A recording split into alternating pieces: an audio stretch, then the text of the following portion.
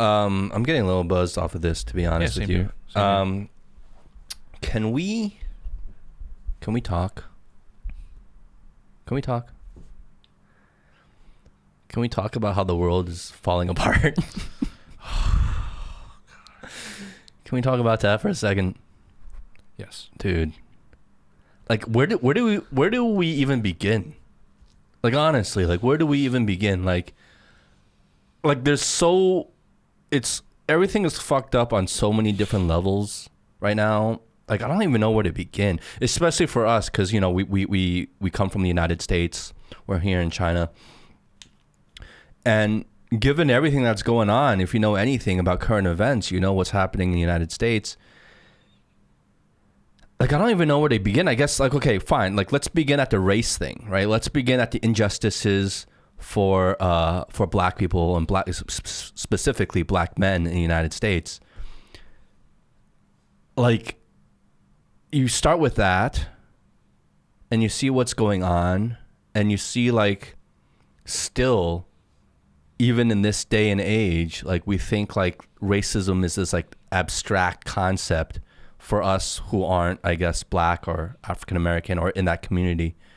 Like, I personally thought of it as like this abstract concept. Like, I knew it existed. Like, I know it's out there. I faced it to a degree myself. But still, it's like this like distant abstract thing. And then something like this happens and it really points out like, shit, man, this is real. Like, it still really exists and it's real and it's rampant. You know, it's like a real problem there that is like, in a way, I feel bad about even saying this, but it's like, it's mind blowing in a way. And in reality, it's not this distant abstract concept of racism. It's like a real day-to-day, daily thing that happens, especially for black men in America. So it's like on one level, you're kind of like trying to come to reality with that as a non-black male, right? On another layer, you have like in the backdrop of like in the middle of a pandemic, this is going on. Like, what the fuck?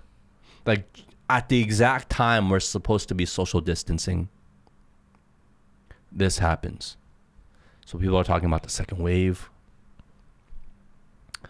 Economically, you're talking about just when businesses were starting to reopen there. This happens and businesses are being burned to the ground. Mm-hmm. Nationwide. Yeah. Like, where do you begin even talking about this issue? Like, where do you even begin? Yeah, it's not even, where do you begin in terms of how do you talk about it, but where do you begin to even have your own perspective? Mm-hmm. Right? So that's one thing that I've been asking myself in the past couple of days. What is my perspective on this? Like, where do I stand? And that might sound ignorant to some people, because to some people it's black and white. But it's an honest question. Like, to me, it's not so black and white, you know? And I'm being honest right now. I may be shit on, but I don't think it's so black and white in the sense of like, okay, so let's define some things. So on one side, you have a group of people that are through thick and thin 100% supportive of the protests that are happening right now, even though there's a lot of looting, even though there's like destruction of property, even though there has been violence, but it's all part of the process, right? It's all part of the process of change, of healing, of understanding the history and the problem that black people face. Right. So on one end, you have that sect of people. On the other side, you have the people that are racist, right? Are just like, these fucking hoodlums they deserve it. And they're now wrecking their cities and look at them, like, exactly. Like, this is the way it should be. You know what I mean? Like, you had the full spectrum of people that. But let me add something really quick in there. Okay. I think, like, yes, you have that, but I think most of the people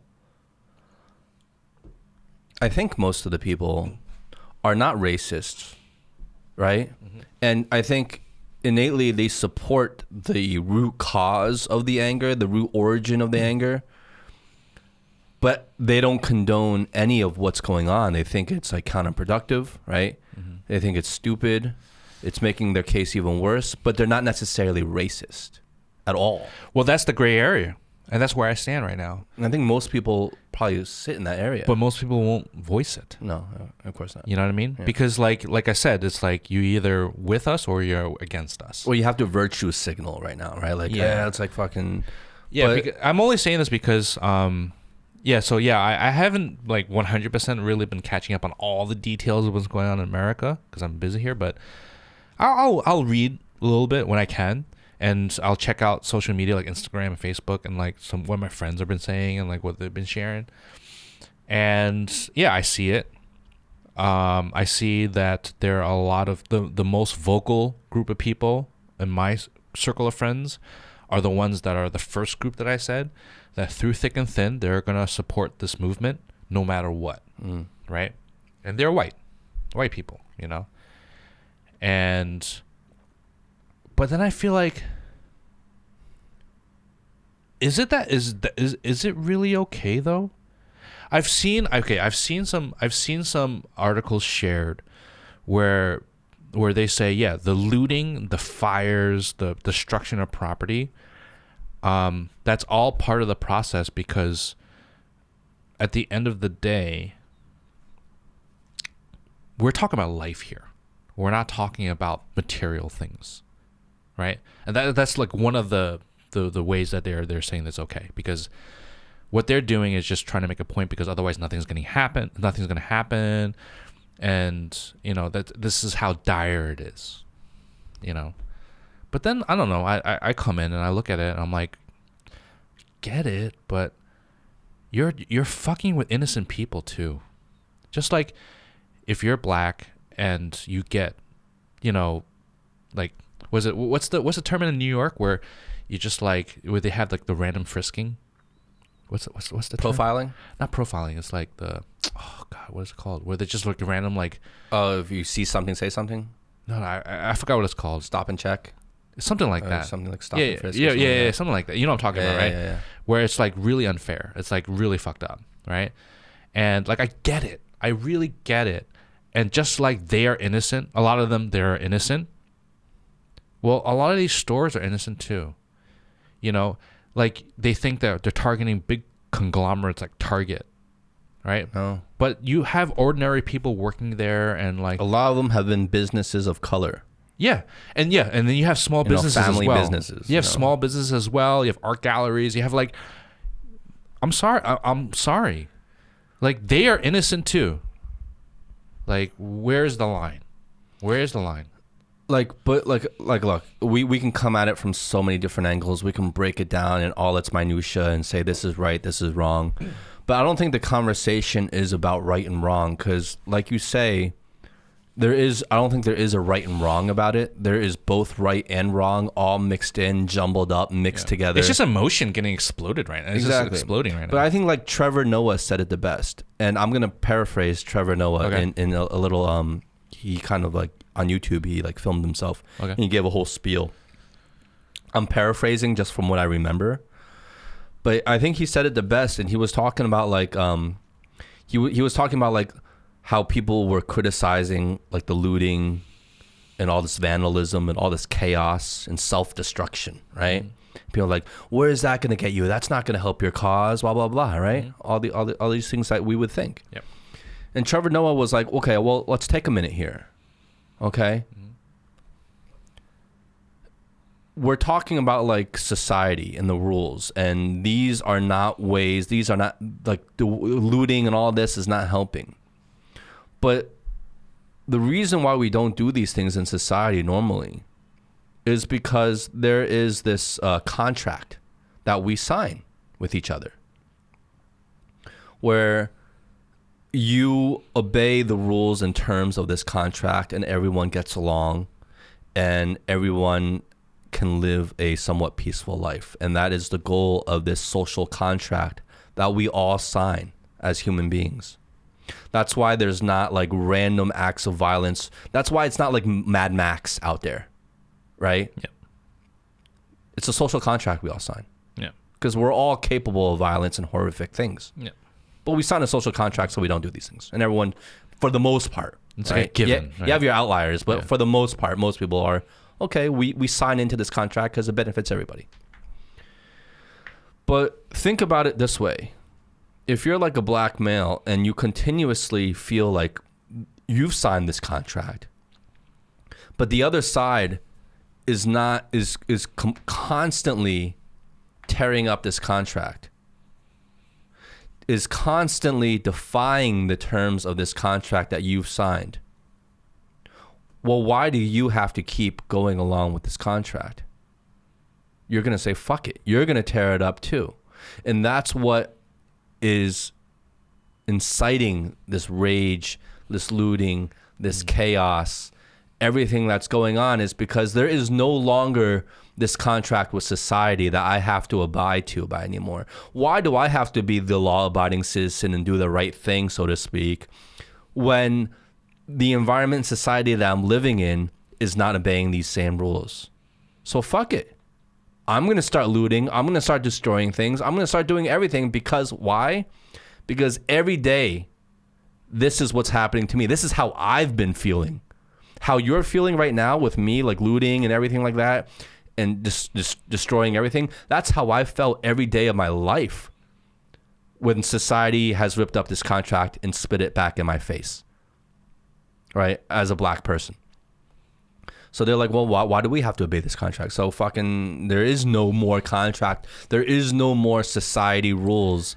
There is no more any of this, because no one has been living by these rules. They have not been living by these rules. Why should I?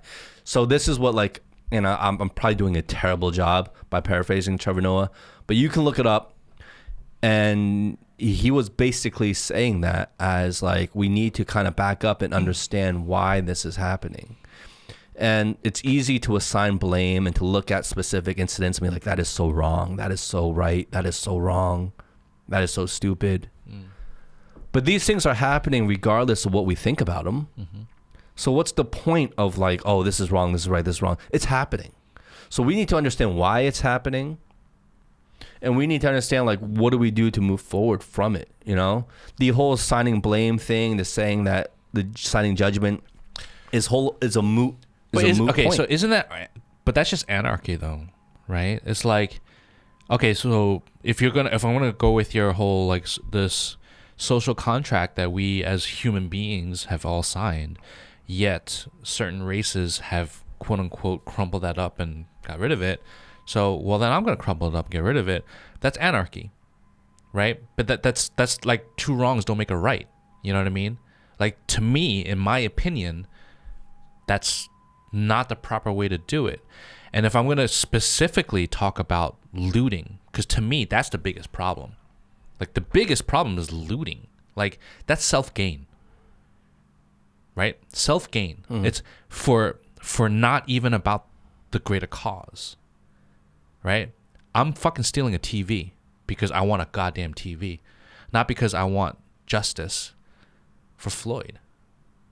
Yeah, no, you're right. Or I'm covering it for that. You know what I mean? Like, so that's my problem. And I don't feel like I'm a racist for saying that. I'm saying that because I'm a human being. You know what I mean? And I feel like that's just not right. You know, I'm not going to blame any races about it. I'm just saying it's just not a right thing to do. It's not right. But I think it still goes back to that social contract thing, because, like, yes, you're naming one example about, like, okay, stealing a TV, that's self-gain. As stealing an example, this. Yeah. It can be this, it can be that, it can be this. But at the end of the day, it's tearing up that social contract. So what is to stop me from doing anything if I feel like you're saying anarchy?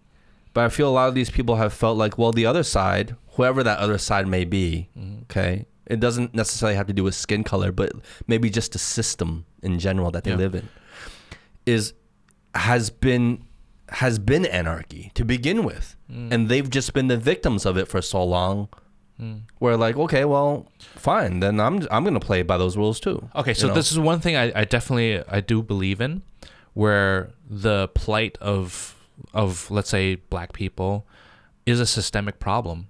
It's not because that they are thugs or whatever. It's a systemic problem that is brought upon through many years, decades of racism, and literally like you're basically trying to control a certain population in a very, what's the word? It's like in a fucked up way where it's like it's a very manipulative and not very gray, and only if you really dig in and look at why, for example, jails are overpopulated with black people. Why are there such thing as ghettos? Why is there such inequality between these different colors? Why is there such a high ratio of especially black people dying from coronavirus or coronavirus being in these communities of color versus other communities? Or even crime rate. Like, why is crime rate higher with, let's say, black people? And it's because it's not so black and white. I do believe that it is systemic. It's not something that is, because they're, black people are bad or they're just thugs. No, it's not that. It's because they've been under this oppressive like way of living that they don't have control over to a certain extent, and it is fucked up. So I get it, where you get that maybe you have to have anarchy in order to break it. I get it, but that's where that fine line is, where I'm going back to the beginning of this conversation, where I'm still trying to discover my perspective, because I'm not going to look at something and make my decision on where I stand based off of one side of the story. Exactly. I have to look at every side of the story. I'm not going to be, I'm not going to be like, Asian Americans are a certain way, or Asian women or men are a certain way because I'm Asian, so I'm going to like right away buy into that narrative. No, I'm going to look at it as a human being from many different perspectives. So that, I don't know, that's what I'm trying to say. Is like, I just feel like there's a lot of people that just buy into things because, number one, media is, we've talked about this already, like media is quite manipulative, and whether you buy into the left or the right type of media, you're going to get manipulated, period. Yes. You if I log into CNN and I go to CNN website and I look at the headlines, it's fucking junk. It's like it's just like it's come to the point where I feel that in terms of media, especially news media in the United States, the goal for them is to manipulate. Yeah, it's to incite some sort of emotional reaction. Period. The whole goal is to manipulate, I feel now. Yeah. Instead of objectively reporting facts and news. Yeah. And then you have the general population that may not want to take that extra step to think about many different sides and just like, okay, well, I believe in this. I watch this and I look at this and I'm going to take it for what it is. Mm-hmm. And then just go that route, Yeah, it's just a dangerous time. And like, I was just having this conversation with my mom last night, of all people. My mom, who's been stuck in Taiwan this whole time of COVID because, she doesn't want to quarantine herself for 2 weeks in some hotel. She finally made the decision to buy a flight back. And then so she's coming back next week. And then we're talking and she's like, Does she have to be quarantined when she comes back? Yeah, okay. For 2 weeks. In her own home or a designated place? In a designated place. Oh, wow. Okay. Yeah. Because in her home, there's me and me. And, So she was saying, she's like, because we've been sharing like a lot of videos of what's been going on in New York and America, and plus like Trump like talking about China and like the extra like stepping out of WHO and like what they feel about Hong Kong. So she basically we were talking and she's like, I have anxiety about what tomorrow will bring. Yeah. Right. Yeah. And I was like, in what way? And she's like, well, what if I come back and like you know, in the next whatever time, like, what if there's a world war? Like, what if war happens? You know, forget racism, like war, you know? And like, and she's like, because I see all this news in Taiwan, it's like, it feels like it's inevitable that China's going to go into war with America and maybe even Taiwan. And I'm like, first of all, stop watching the news, because in Taiwan, the news that you're watching is quite biased to Taiwan. That's number one. The Taiwan news is the worst. Yeah, it's like so biased. I said, stop watching that, please. Like, stop watching that. Number two is, I don't believe that we're going to go into a war, personally. Just like you've said it before. It's like, I don't believe that we're going to go into like dropping missiles and like atomic bombs and shit like that. I don't feel like we're going to go in that way. There will be a lot of like... No, I'm concerned about that, though. You think so? Yeah. No, for sure. You think so? Yeah, especially lately. Yeah. You feel like now it's getting to that point? I don't feel it's getting to that point right now. Look, I've said this on this podcast several times. We're already in a war. Yeah, Cold War. It's like, a Cold War. Yeah. Okay. Everything... Technology war. Everything is on a war level except for the military. Yeah. We're in a war of finances. We're in a war of information. We're in a war of technology. We're in a war of public sentiment. We're in a war on every single front except for physical force and use of military. Okay? So we're already in a Cold War, the U.S. and China. That already is happening. Given the way things have shaped up, especially with COVID-19 as an instigator and as an accelerator, I think it's completely possible, and it doesn't bring me any joy to say this at all. I think it's completely possible that in the next 15 to 20 years, or even sooner, maybe, 15 to 20 years, we might be at war. And if you're looking at like reasons or causes or sparks to incite a war of that magnitude, because no country wants to go to war.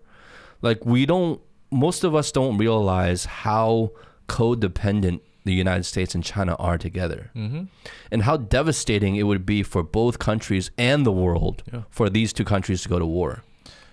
Well, that's why I feel like it's like, yeah, there is obviously there's always a possibility, but I feel like maybe not because of that, what you just said.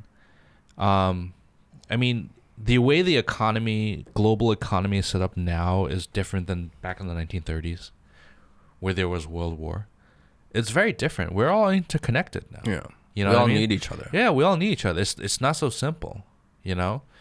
And like, the only thing you can do is sort of decelerate some sort of progression from a certain country, right? Which is what I feel like the United States is doing, you know.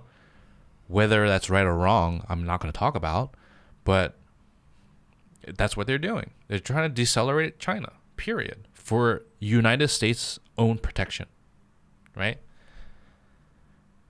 But I don't feel like it's going to get to that physical level, because that is like, I feel like that is just going to devastate the whole world. And like, unless Trump gets another term. That's what I'm saying. Unless Trump gets another term and like literally his supportive base is like strong as ever, and the White House, the House of Representatives, the Senate is, you know, they buy into him because he won another election, then I would be concerned.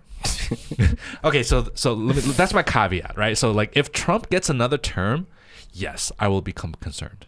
100%. As an American living in China, I will be scared because I don't know what the fuck is going to happen. Yeah. So I get that. Yeah.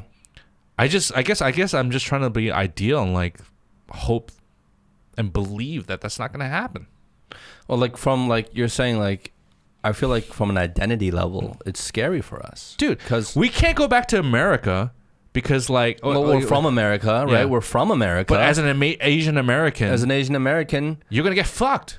And then we're here in China. We love China. Like, where do we go? Yeah. Like, what do we do? We're fucked on both ends because we're not going to be welcome back in the United States. we're not fully Chinese in terms of like our identity here. Yeah. Like we're like, again, going back to the episode, we're fucking caught in the middle, dude. Yeah. And if these two superpowers go to war, we're fucked. Like, and not just like obviously from a selfish standpoint, we're saying we're fucked, but like everybody is fucked. Yeah. And like you have presidents like Trump, and I'm not giving my opinion either way on him, but I'm saying you have presidents Trump who are very clearly like aggressive in terms of provoking some sort of conflict with China. You have them daily, every day on the news, trying to provoke public sentiment against China, trying to incite something with China. He's using that. He's using that deflect attention off of himself. Not even that. He's using that to get reelected because he knows there's fear, right? Yeah. You incite what fear. unites people more than a common enemy, right? Yeah. And that common enemy right now for them is China. Yeah. So of course they're gonna get the fucking fear. Like, okay, as Americans, you gotta fear China. That's bullshit. But so like we see the signs. We see these signs happening. Yeah. So we can't deny it. Yeah. We can't deny it. So given the situation and given like, especially after this COVID thing, there's going to be plenty for the United States to try to blame China for. And the world. So what is this going to build up to? And it might take several years for it to like build and build and build and build and build. So what's going to happen maybe 20 years from now? If we go back and look at history, if you go back and look at World War II, if you go back and look at World War I. Look at the Middle East. There's a reason why America has been fucking waging war in the Middle East. The match that lit these wars to begin with were not these huge world stage kind of events. They were very minor things that happened domestically in certain regions that other countries used as an excuse to move in. Sure. And the act of moving in caused a domino effect of other countries stepping in, and it built up to this thing. All I'm saying is all you need for a world war to happen is a match. Yeah, but okay, let's use a tinderbox. Let's use Middle East as an example, right? America imposing itself in the Middle East. You think it's, well, the narrative is for democracy. But what is it really for? Yeah. We all know it's not. Yeah, it's not for democracy, right? So because America has invested interest in that region for a certain reason, for them to invest their own, whether it's financial or militarily, like to fucking use force. Now, what could be the Middle East of the future? We're talking about like something that's very plausible to be like in terms of region, the Middle East of the future, South China Sea. That's a great influential area in which there is already a lot of heated conflict within in terms of military presence. Is the South China Sea. Yeah, but America does not. America does not have already established, like with deep roots in the South Asian Sea, but they already had it in Middle East. China has the deep roots there, so in that area, so maybe China's more like America, and that's why they have vested interest in that area. I mean, it's human nature. It's like that's what it is, right? So I don't think America will talk shit, like verbally and like push buttons, but then when push comes to shove, they don't have enough vested interest in that area to really go into war. I don't know, man. I think they still they talk shit, but they do shit too. You know what I mean? Like I really feel they do shit. Think about all the other regions they've intruded into. They've meddled in everywhere: South America, Middle East, Asia. But like, they haven't really Africa. There's nowhere that America has not meddled in. Yeah, but they have not meddled in to the depths of the Middle East. I mean, sorry. If you're gonna compare Africa and South America and like the meddling, I feel like it's still surface level. But the Middle East, they They dropped bombs. Like, they went nuts. They partied there for sure. Right? They partied hard. But then, yeah, you have like in the South America and Africa, like, yeah, you have some like, a little skirmishes and like, like, like a little poking here and there. But the Middle East, they fucking the moment they discover oil there, they're like, fuck that over. shit. No, that's the fucked up thing about America. It's like, well, like, okay, they disguise their true motives. The fucked up thing, and it brings me no pleasure to say this because we're both, we both can't come from America. Yeah. But let's talk about the hypocrisy. Yeah. Right? So if we look at what's currently going on in the United States and a lot of parallels and similarities and it's very starkly similar to what has been happening in Hong Kong with the Hong Kong protests, right? Starkly similar. But yet the reactions that we're getting from like top politicians and like political leaders there are like fucking different. Like there's memes going around. There's memes going around where it's like almost two identical pictures, but one picture is taken from like the Hong Kong protests, one picture is taken from like, let's say Atlanta or Minneapolis. Yeah. And the reactions from the same person on Twitter, is different. For like when the Hong Kong protests were going on to this picture, they were like, oh, this is such a beautiful scene. We support these people fighting for their freedoms and democracy. This is beautiful, almost an identical picture, but let's say taken in Minneapolis, right? Protester fire in the background, blah, blah, blah. Same person tweeting now. There is no excuse for violence. This is crazy. I detest this. This is like, there's never an excuse for this kind of behavior. Yeah. Like we all need to come together. Like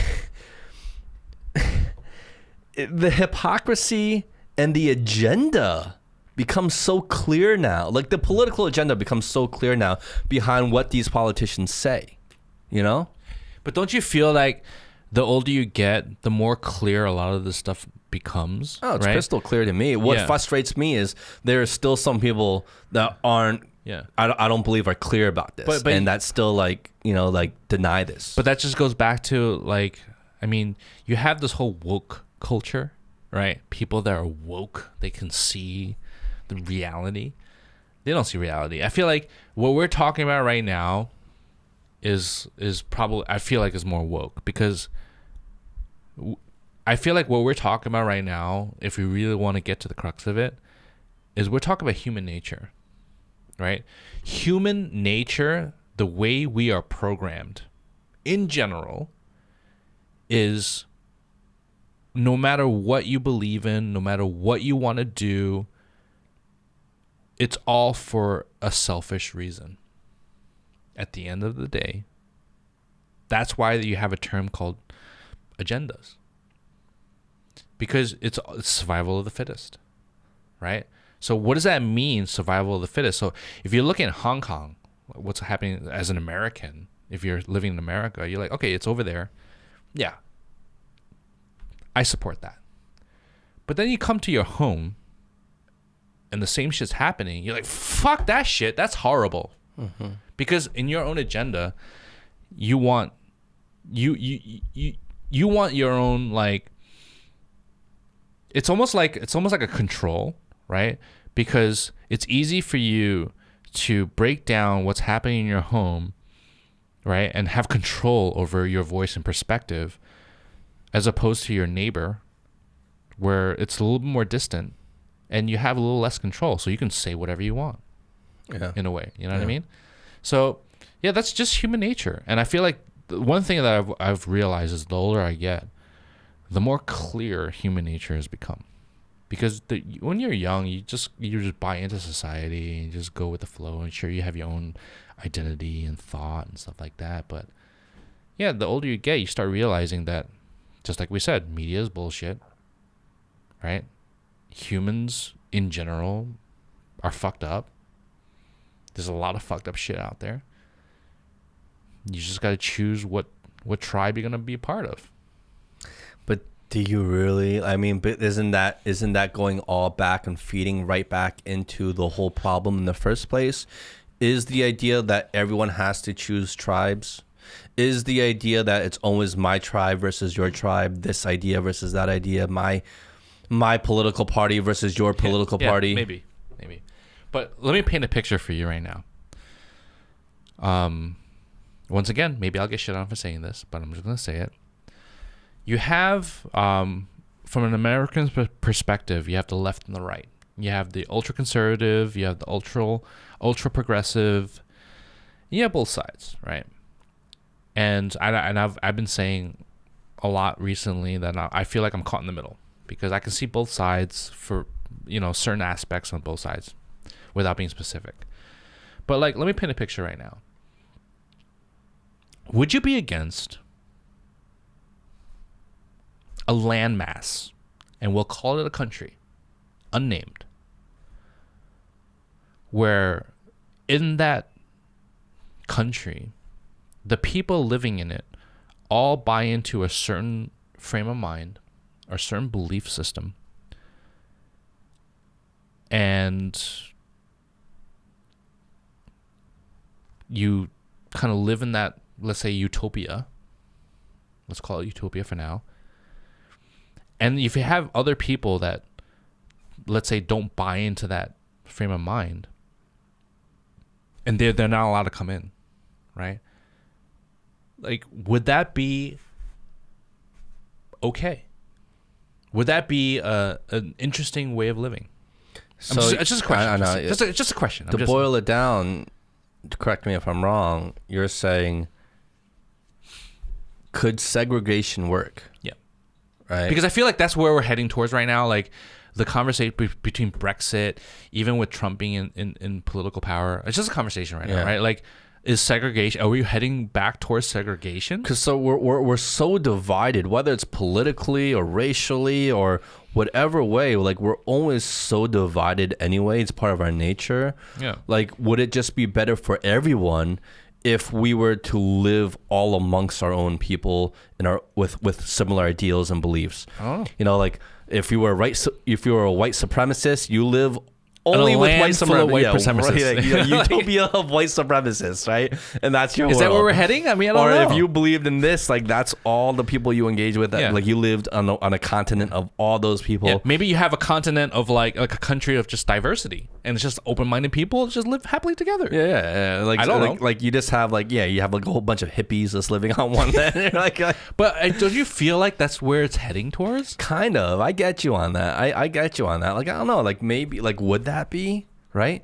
But is that utopia though? I mean, could it be? Maybe.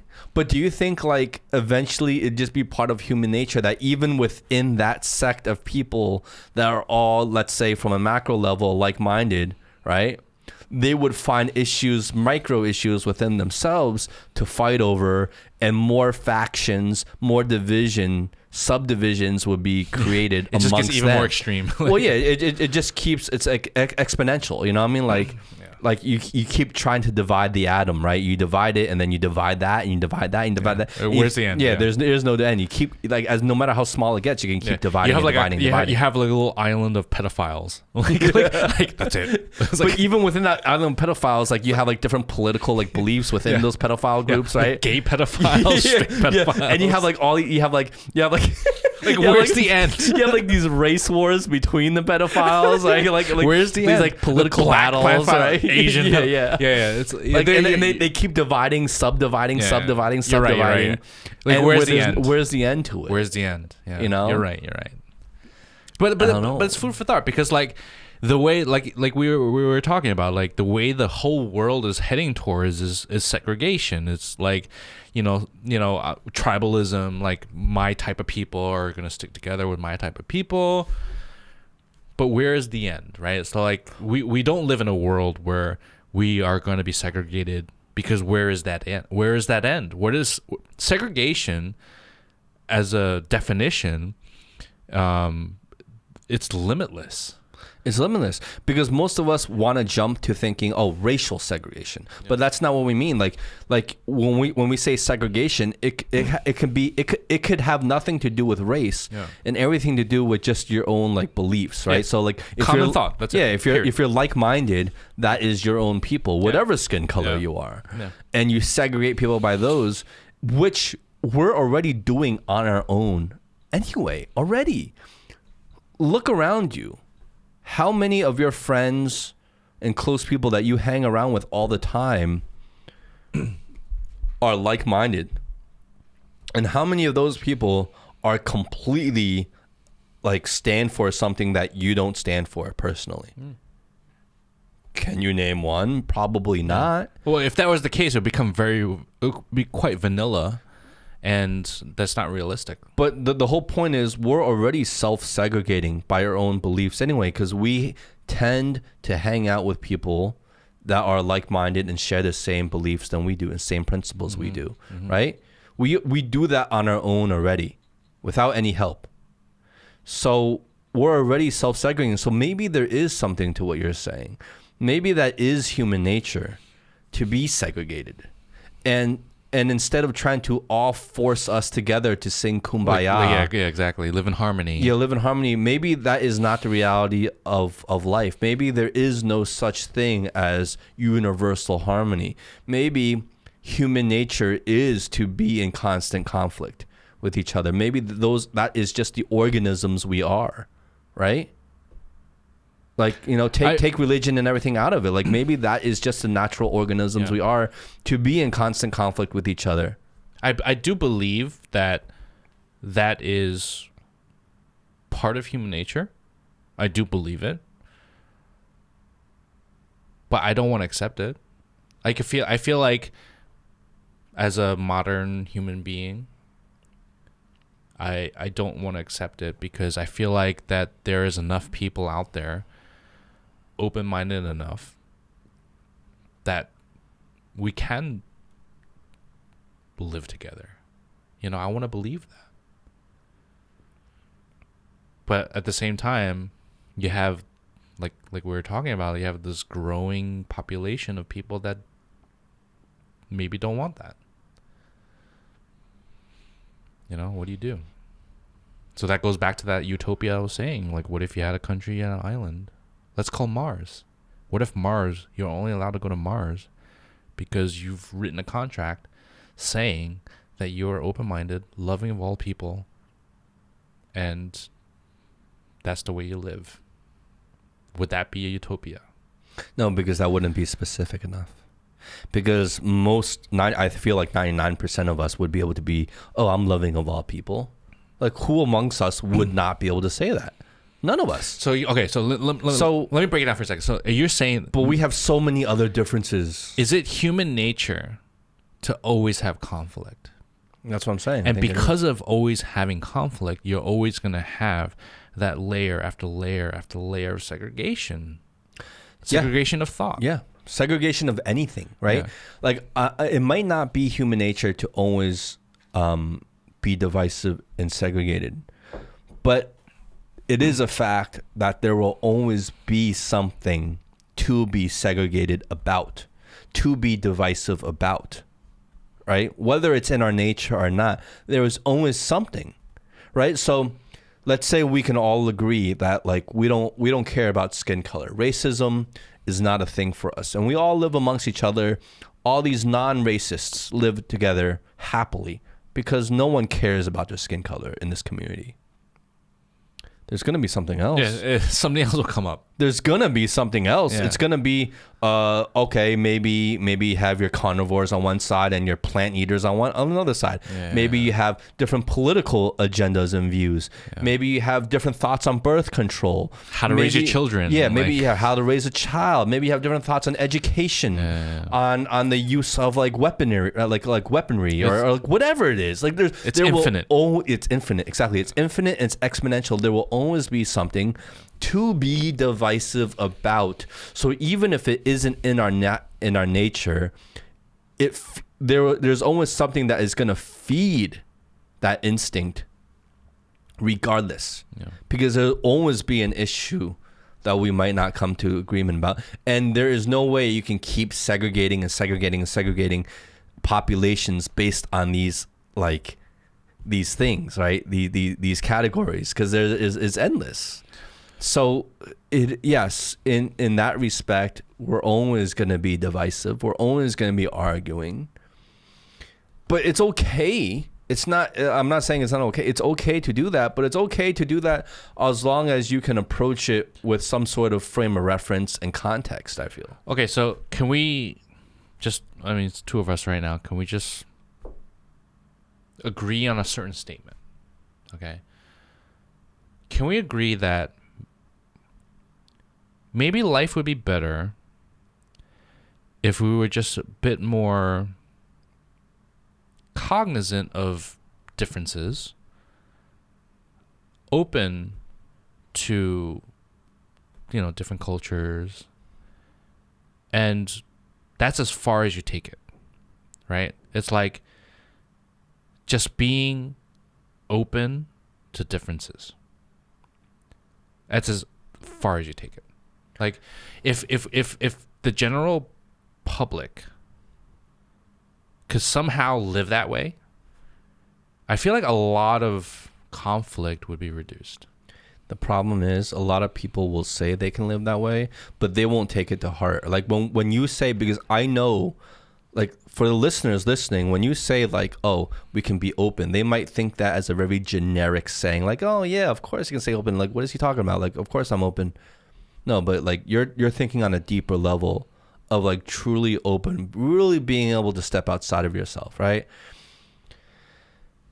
And I don't know, like there are fundamental things that I think we draw moral lines in the sand with, that we will not, as individuals, cross, right? And it's because of these lines in the sand that we draw in our own minds, I think create a lot of the conflict amongst smart, intellectual, well-meaning people, right? Let's not talk about the outliers. Let's not talk about the white supremacists and the killers out there and all these things, because that, you know, that obviously they have their issues. Like that's not what we're talking about. We're talking about most of the people, most of the population who are well-meaning, who are smart, right? Who think for themselves.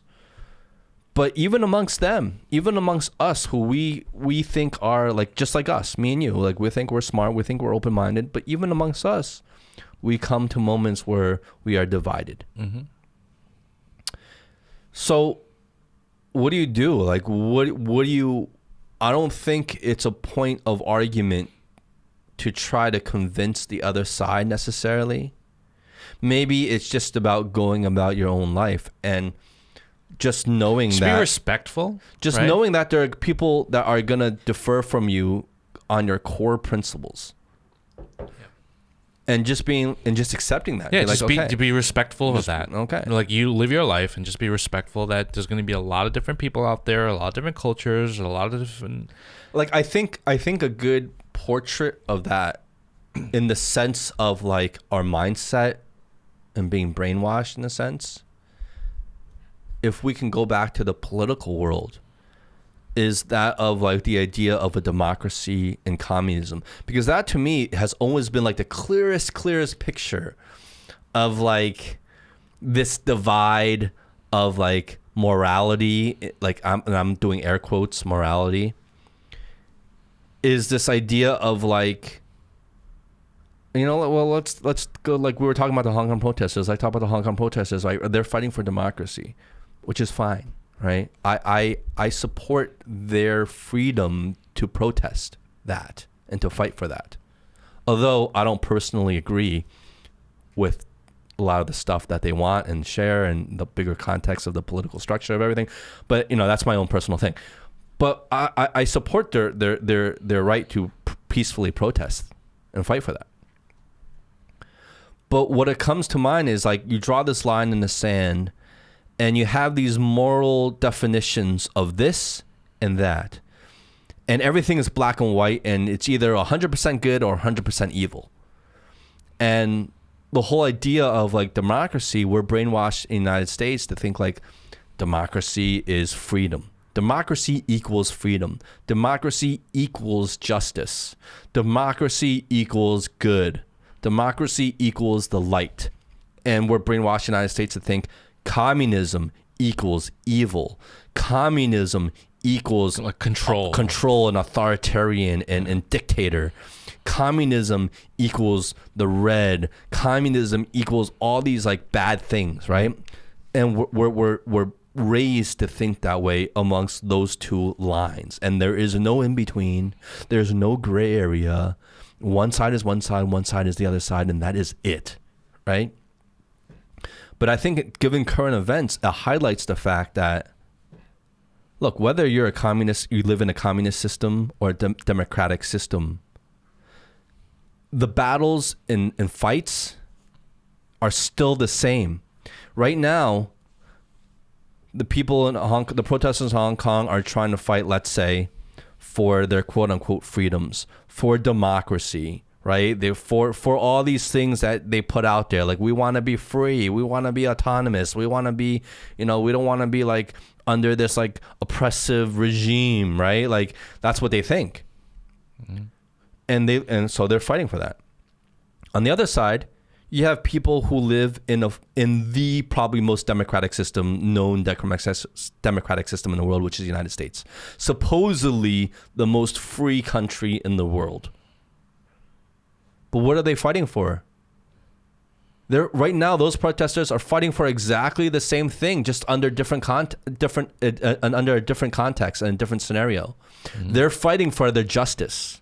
They're fighting for their freedom. Mm-hmm. They're fighting for their equality and their self-empowerment and their ability to not live under tyrannical rule of an oppressive and corrupt system. Yeah.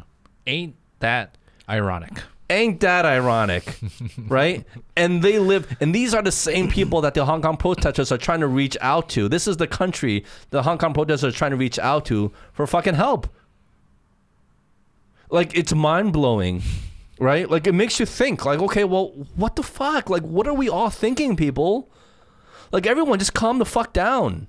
Everyone calm the fuck down and take a step back and look at what we're doing here. Like, it doesn't make any sense. None of it makes any sense.